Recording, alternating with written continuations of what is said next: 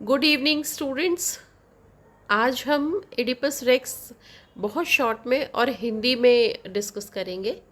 तो जब अगर आप ये क्वेश्चन अटेम्प्ट करते हैं तो याद रखिए कि आप ये ज़रूर लिखें कि एडिपस रेक्स के दो नाम और हैं, एडिपस टायरेनस और एडिपस द किंग, राइट। सबसे ज़्यादा लेकिन इन तीनों में Oedipus rex is the most famous name, है ना, सबसे ज़्यादा फेमस है ये। मुझे इसमें खास खास बातें क्या बताना है, देखिए। एक तो ये कि जब ये एडिपस छोटा होता है, इन्फेंट होता है, तो ये was eventually adopted by Polybus and Merope, है ना, वो हस्बैंड वाइफ हैं। कोरिंथ एक प्लेस है, इसकी देखो सेटिंग इसकी दो प्लेसेस में है। जब प्ले स्टार्ट होता है तो सिटी ऑफ थीब्स से स्टार्ट होता है, और कोरिंथ जो है वो दूसरी जगह है। तो बस ये यहाँ इसकी सेटिंग है। और फिर ये बच्चा अडॉप्ट करते हैं, और इस बच्चे में एक का क्या होता है, little Oedipus was named after the swelling from the injuries to his feet and ankles. तो अब इसका नाम क्या रखे? बच्चा तो जैसे ही पैदा होता है और उसके पेरेंट्स लायस और जोकास्टा उसको एक मैसेंजर को एक उसको शेफर्ड को दे देते हैं, और वो शेफर्ड मैसेंजर को देते हैं, और मैसेंजर जाकर छोड़ के आता, तो वो उसको बोलते हैं उसके पैर में सुई चुभा देते हैं तो पैर फूल जाते हैं। जब ये एडिपस किसको मिलता है, पॉलीबस और मैरोपी को मिलता है, तो वो तो चाइल्डलेस कपल है और कोरिंथ में रहते हैं, और दे आर वेरी हैप्पी। तो वो उसका स्वेलन फूड देखते हैं, तो उसका नाम एडिपस इसीलिए रखते हैं। देखिए, ये बहुत इम्पॉर्टेंट है आपके लिए। एडिपस मीन्स ही होता है स्वेलन फूड, याद रखिए ये। तो इसीलिए वो उसका नाम एडिपस रख देते हैं, क्योंकि उसके पैर सूजे हुए, उसका एंकल सूजे हुए होते हैं जब उनको मिलता है दूसरे कपल को, है ना। तो जब दूसरा कपल कौन है, इसमें मैरोपी और ये जो है पॉलीबस, है ना। पॉलीबस और मैरोपी को जब ये मिलता है तो वो उसके पैर फूले हुए हैं, जिसका मीनिंग ही तो इसीलिए उसका नाम स्वेलन फुट होने के कारण उसका नाम एडिपस रख देते हैं। ये मुझे बताना था, बाकी आप पढ़ लेना, मैंने इसमें काफ़ी कुछ ऐड किया है ना। अब ये वही चीज़ बता रहा है, और कैसे है मैं इसका डिटेल नहीं बताऊंगी, बिल्कुल शॉर्ट में आपको स्टोरी बताती हूँ। अच्छा, सोफिक्लीस के बारे में भी आप अच्छे से पढ़ लेना। ऑथर हमेशा मेंशन होना चाहिए और बहुत अच्छे से।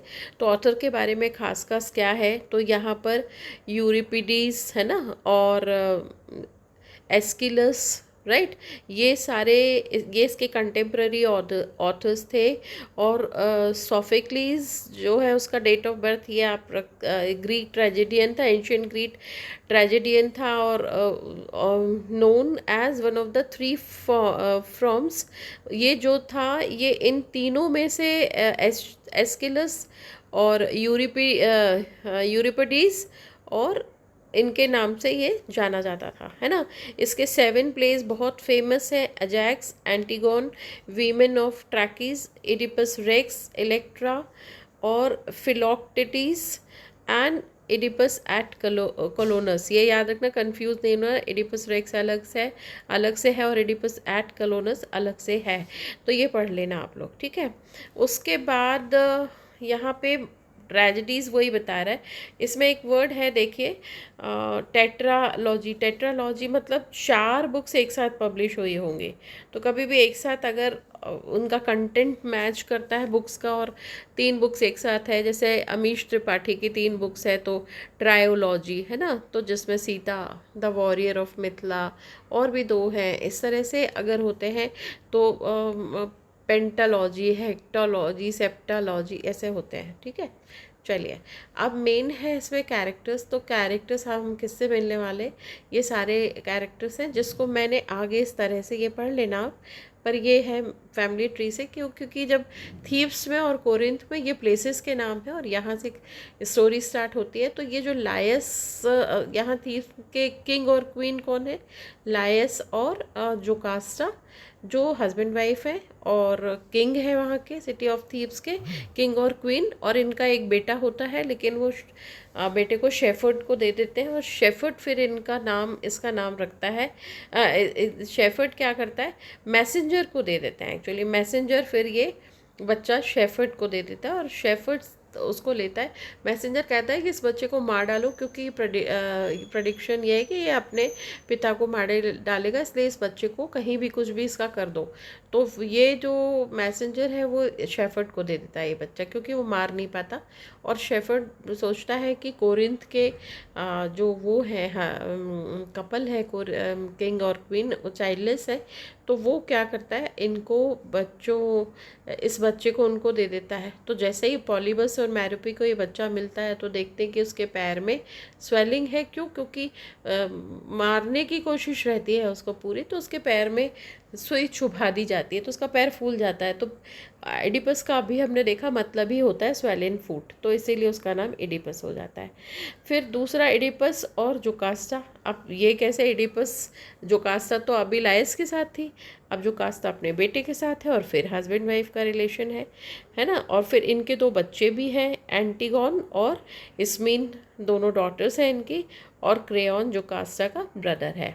अब मैं ये कहानी मन से बता देती हूँ। स्टोरी ओपन होती है तो हम देखते हैं कि सिटी ऑफ थीव्स में बड़ी केओस है और लोग बहुत ट्रैजिक लाइफ है उनकी, क्योंकि बहुत सारे लोगों की डेथ हो रही है और कोई हैप्पी नहीं है। और मदर्स जो है, प्रेग्नेंट वुमेन, वो उनकी भी डेथ हो रही है, और उनके बच्चे हो भी रहे हैं तो मरे हुए पैदा हो रहे, क्योंकि प्लेग है वहाँ पे। तो पूरे जगह वो जो प्लेग का प्रकोप है उसके कारण लोग बहुत बुरी तरह से मर रहे हैं वहाँ पे। तो यहाँ पे इसी बीच में कोइंसिडेंटली एक राजा, एक पर्सन आता है और उसका नाम इडिपस है। और वो मतलब यहाँ पे एक और क्रीचर है जिससे हम मिलेंगे, स्फिंक्स करके। तो स्फिंक्स का बड़ा मतलब बहुत टेरर है। और ये जो स्फिंक्स है इसकी बॉडी कैसी है, 1/3 बर्ड है इसमें, 1/3 ह्यूमन बीइंग है, और 1/3 बॉडी इसकी लायन है। तो ये मिक्स है और बड़ा अजीब तरह का डरावना क्रीचर है और लोग इससे डरते हैं। परंतु ये जब आता है और ये ज्वाइन करता है, क्या क्या नाम है इसका, एडिपस, तो ये उसका सल्यूशन निकालता है और वो उससे विजय पा लेता है और फिर ये राज करने लगता है। पर ये देखता है नहीं, फिर उसके बाद ये जब जैसे ही उसको ओवरकम करता है तो देखता है कि स्फिंक्स वाला प्रॉब्लम तो सॉल्व हो गया, लेकिन अभी भी सिटी ऑफ थेब्स जो है वो प्लेग से सफ़र कर रहा है। तो फिर ये सोचता है कि लोग इसको, ये बहुत हेल्प करता है तो लोग इसको किंग बना देते हैं। तो ये सोचता है कि पहले वाला किंग, अच्छा पहले वाले क्यों बना देते हैं, क्योंकि अभी अभी रिसेंटली पहले वाला किंग जो लायस है उसका मर्डर हो गया। तो इसीलिए अब कौन किंग बन गया, किंग सिटी ऑफ थेब्स का इडिपस। तो वो उसको राजा बना देते हैं। और अब ये सोचता है कि मैं अगर विधवा, राजा की विधवा वाइफ जो कास्टा है उससे शादी कर लूँ तो उसकी लाइफ भी, सपोर्ट भी मिल जाएगा उसको, और दूसरा मैं किंग बन जाऊंगा। तो वो इस पर्पस से उससे शादी कर लेता है और एडिपस और जोकास्टा हैप्पीली रहने लगते हैं। फिर उनके दो बच्चे भी हो जाते हैं, एंटीगॉन और इस्मीन। इस्मीन छोटी डॉटर है, और इस तरह से उनकी हैप्पी लाइफ चलती रहती है। एक दिन वो कुछ प्रीस्ट, जो ग्रुप ऑफ प्रीस्ट उनके पास आते हैं कि हम प्लेग में आपके शहर की लोगों की मदद करें क्या।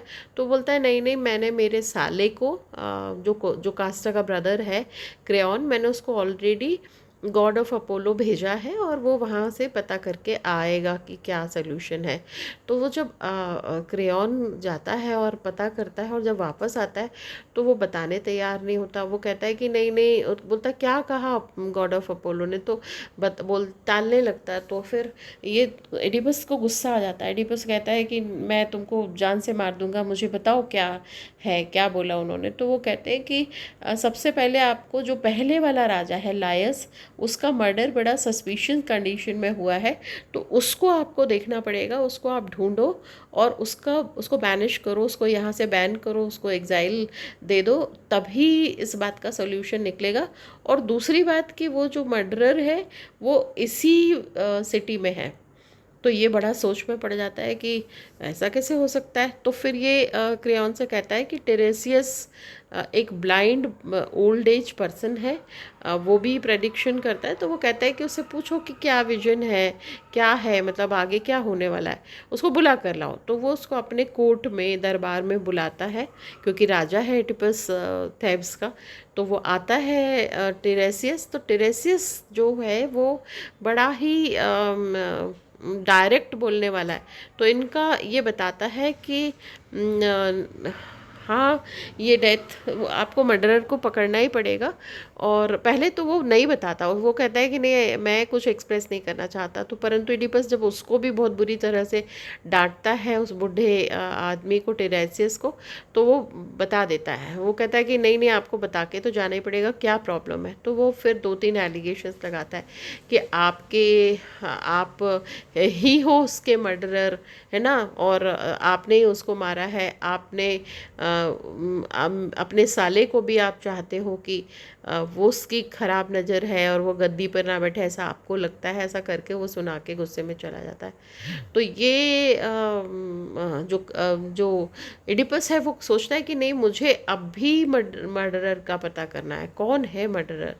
तो यहाँ पे थोड़ा सा इडिपस का पास देखते हैं आप, जो फ्लैशबैक में जा रही है स्टोरी, कि इडिपस है कौन। तो इडिपस जो है वो एक छोटा सा बच्चा है, बिल्कुल एक एक दिन का बच्चा है, समझो पूरे दिन का भी नहीं है। और वो किसका बेटा है, वो है लायस और जुकास्टा का बेटा है। लेकिन एक भविष्यवाणी होती है कि अगर ये जिंदा रहा तो ये जो होने वाला बच्चा, ये अपने पिता को मार डालेगा और अपनी माँ के साथ सोएगा, क्योंकि उससे शादी कर लेगा। तो ये सोचता है कि, तो इसीलिए लायस और जुकास्टा डिसीजन लेते हैं कि इस बच्चे को यहाँ से पानी में बहा दो। तो वो एक मैसेंजर को बोलते हैं कि इसको छोड़ आओ कहीं पर भी। तो मैसेंजर को दया आ जाती है। अच्छा, उसके पैर में सुई चुभो देते हैं, तो उसका पैर, बच्चे का पैर फूल जाता है, जो इडिपस बच्चे के रूप में अभी। तो जब ये वहाँ नदी क्रॉस करके वहाँ जाता, ये बच्चा बहता हुआ नहीं, ये एक शेफर्ड को दे देता है, मैसेंजर एक शेफर्ड को दे देता है कि इस बच्चे का क्या करना है। तो वो कहता है कि ठीक है। तो शेफर्ड बहुत अच्छा होता है, वो जाके उस बच्चे को कोरिंथ एक जगह है, वहाँ के राजा रानी को दे देता है, जिनका नाम है कोरिंथ के राजा जो है मैरोपी, है ना, और पॉलीबस। ये वहाँ के, पॉलीबस राजा है और मैरोपी रानी है। चाइल्डलेस कपल है, बहुत अच्छे हैं, लविंग नेचर है दोनों का। तो वो बहुत खुशी खुशी इस बच्चे को अडॉप्ट करते हैं, और इसके पैर में स्वेलिंग है, तो उसका नाम ही स्वेलिन फुट, इडिपस मतलब स्वेलिन फुट होता है, वो नाम रख देते हैं। और फिर चलता रहता है। पर एक दिन क्या होता है कि इडिपस को कोई बताता है, इसमें प्रेडिक्शंस का बहुत जिक्र हुआ है, तो कोई बताता है कि एडिपस जो है वो अपने ही पापा को मार डालेगा और माँ से शादी कर लेगा। तो ये सोचता है कि नहीं नहीं, मैं उसको नहीं पता कि ये इसके रियल फादर मदर नहीं है, पॉलीबस और मैरोपी। तो ये सोचता है कि नहीं नहीं, मैं ऐसा तो खैर कभी नहीं होने दूंगा। तो ये सोच के, ये जैसे ही प्रेडिक्शन होती है उसके बाद ये कोरस है, एक्चुअली सब जगह कोरस चल रहा है। कोरस मतलब ओल्ड एज लेडीज़ का एक ग्रुप होता है, उसको कोरस कहते हैं। वो गा गा के आगाह करते हैं फ्यूचर के लिए। तो वो गाना गा, मतलब ऐसा कुछ वॉइस में कर रहे हैं। तो वहाँ पे ये बोलते हैं कि देखो, मत इंडल्ज हो ज़्यादा फ्यूचर में उसमें। लेकिन ये सोचता है कि नहीं नहीं, मैं कोरिंथ ही छोड़ देता हूँ हमेशा के लिए, उस जगह को छोड़ दूँ, नहीं तो मुझसे कभी ये गलती हो गई तो, कि मैं माँ के साथ तो सोच भी नहीं सकता। तो वो यहाँ से कहाँ मूव कर लेता है, इधर आ जाता है, थेब्स आ जाता है। और फिर वही ये सारी स्टोरी होती है ना। अब थेब्स में आने के बाद ये सब हो गया। तो यहाँ पर जैसे ही वो कहता है मर्डरर को लाओ, मुझे अभी मर्डरर को देखना है कि लायस का मर्डरर है कौन। तो जो कास्टा बहुत मना करती है कि टिरेसियस भी उसको बहुत बुरा बुरा बोल के जाता है कि तुम्हारा फेट है और ये तो पक्की बात है, तुम भुगतोगे, तुम ही मर्डरर हो, तुम ही इसी शहर में हो, ऐसा वैसा। तो बहुत गुस्सा आता है उसको, क्यों, जब इसको टिरेसियस एडिपस से ऐसे बात करता है। तो खैर जैसे तैसे वो होता है। अब यहाँ पर क्या होता है कि इसकी जो वो है टिरेसियस तो चला गया बोल के, तो ये सोचता है कि अच्छा, जोकास्ता मना करती, कोरस भी बार बार आके कहती है कि इसके आगे डिटेल मत जानिए आप। जोकास्ता भी बहुत रिक्वेस्ट करती कि नहीं, एक तो क्रेयॉन, हाँ तो मतलब सब कुछ नॉर्मल है। अच्छा, क्रेयॉन की स्टोरी ये है कि ये कहता है कि जब टेरेसियस बताता नहीं है ना, टेरेसियस को बहुत बोलता है, तो टेरेसियस फिर बोल ही देता है कि तुम ही मर्डरर हो। और तो ये डर जाता है और ये कहता है, ये टेरेसियस के ऊपर, कौन, इडिपस टेरेसियस के ऊपर एक वो लगाता है, ब्लेम करता है कि आपके कारण तुम चाहते हो कि तुम मुझे देश से निकाल दो और मुझे बाहर कर दो, और इसीलिए तुम ऐसा कर रहे हो। तो ये क्रेयॉन को गुस्से में बाहर निकालने की धमकी दे देता है सिटी के बाहर। तो जोकास्ता का भाई है, तो जोकास्ता बहुत रिक्वेस्ट करती है ऐसा मत कीजिए प्लीज़, ये वो। तो बहुत ज़्यादा रिक्वेस्ट करने के कारण क्रेयॉन को ये बाहर नहीं करता। पर अब क्रेयॉन तो है सिटी में, और जब यहाँ पे ये जो इसकी लाश जब मिलती है ना, लायस की लाश, तो वो कहता है कि अब वो उसको लोग बताते हैं कि साहब वो तो अचानक उसकी डेथ हो गई। तो जोकास्ता बहुत रिक्वेस्ट करती कि छोड़ो सब कुछ, नई ज़िंदगी शुरू करेंगे, कुछ नहीं, जो हो गया हो गया।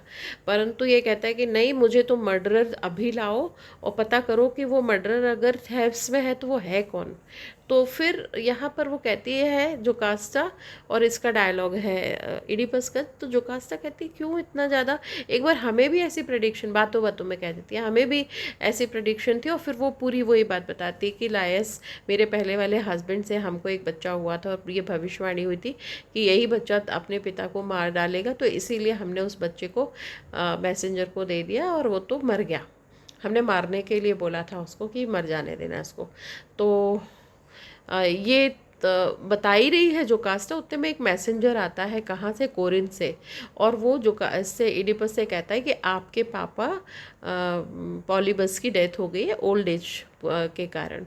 तो ये बड़ा साई ऑफ रिलीफ, क्योंकि इसको याद आता है कि मतलब मैं, और अच्छा जोकास्टा ये भी कहती है कि आप चिंता मत करो, क्योंकि उनकी डेथ तो एक क्रॉस रोड में हुई है। तो इसको याद आता है कि हाँ, क्रॉस रोड में मैंने ही, मेरी खूब लोगों से लड़ाई हुई थी, और जैसा जोकास्टा बता रही, कुछ उस तरह के पर्सन को मैंने मारा भी था, जान से मार दिया था। तो फिर भी वो अपने मन को समझाता है। पर जब ये मैसेंजर आकर उसकी माँ, पिताजी के बारे में बताता है कि उनकी डेथ हो गई, तो हाँ, ये थोड़ा सा रिलैक्स हो जाता है कि चलो अच्छा हुआ मेरे हाथ से नहीं, और मैं तो उनका बेटा हूँ, पॉलीबस का बेटा हूँ। तो चलो, ये प्रेडिक्शन, एक भविष्यवाणी गलत निकली। तो फिर उसको लगता है माँ जिंदा है अभी, तो माँ कहाँ पर है, अगर माँ जिंदा है तो माँ का की बात भी कंफर्म हो जाए, क्योंकि दूसरी प्रेडिक्शन है कि इडिपस अपनी माँ के साथ सोएगा। तो सोचता है कि नहीं नहीं नहीं, ऐसा तो कभी नहीं, मेरी माँ तो मैरोपी है और मैरोपी तो अलाइव है, ऐसा सोचता ही रहता है।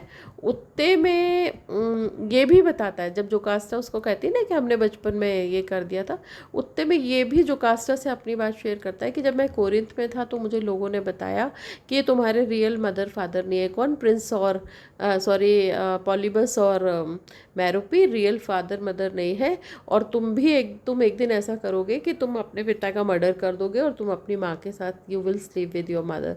तो ये सोचता है मेरे लिए तो आउट ऑफ इमेजिन। तो ये कोरिंथ छोड़ के आ जाता है। ऐसा ये किसको बता रहा है, जोकास्टा को बता रहा है। एनीवे, अब ये सब कुछ होता है, और फिर उसके बाद फाइनली जैसे ही ये सारी बातें क्लियर होती है और वो बोलता है, तो फिर उसको लगता है कि क्रॉस रोड में अगर मारा है तो वो तो मेरे पिताजी ही थे, तो जोकास्टा तो उसकी वाइफ है। तो फिर ऐसे कैसे हो सकता है, और मैंने इससे शादी कर लिया और मेरे 2 बच्चे भी। उतने में जोकास्टा मना भी करती रह रही है बहुत देर से कि मत पूछो, वो हैंग कर लेती है खुद को, वो मर जाती है। और जैसे ही इसको ये पता चलता है कि जोकास्टा मेरी वाइफ है और उससे 2 बच्चे हैं, तो ये अपने गाउन से एक बटन निकालता है और अपनी आंखों में गड़ा लेता है और ब्लाइंड हो जाता है, और फिर कहता है कि मुझे परमिशन दो, क्रेयॉन से कहता है तुम मेरे बच्चों को संभालना, तुम राजा बन जाओ, और मुझे बैनिश करने का, बाहर निकलने की परमिशन दो। और बेचारा ग्रीफ स्ट्रिकन है बहुत, और वो घर के बाहर छोड़ के चला जाता है, और अंधेरे में समझो एक दूसरी सिटी में चला जाता है, क्योंकि उसको लगता है किसी का तो भला हो। यह स्टोरी एंड हो जाती है। अब कंक्लूजन है कि भाग्य हमारा जो है वो हमारे ऊपर हावी रहता है। कंक्लूजन आप यही याद रखो कि जो भाग्य है उससे आप नहीं लड़ सकते। कुछ ना कुछ, मर्डर इन कैथीड्रल में भी सेम टी.एस. एलियट ने ये भाग्य की बात की कि हमारा भाग्य के आगे ऐसा फेल है, तो इसीलिए इडिपस को वो झेलना ही है, और ये इसका कंक्लूजन है। ठीक है, तो चलिए मैंने आप शॉर्ट में इसलिए बताया कि आपको कम से कम वो स्टोरी याद हो जाए, है ना। Thank you so much, God bless you.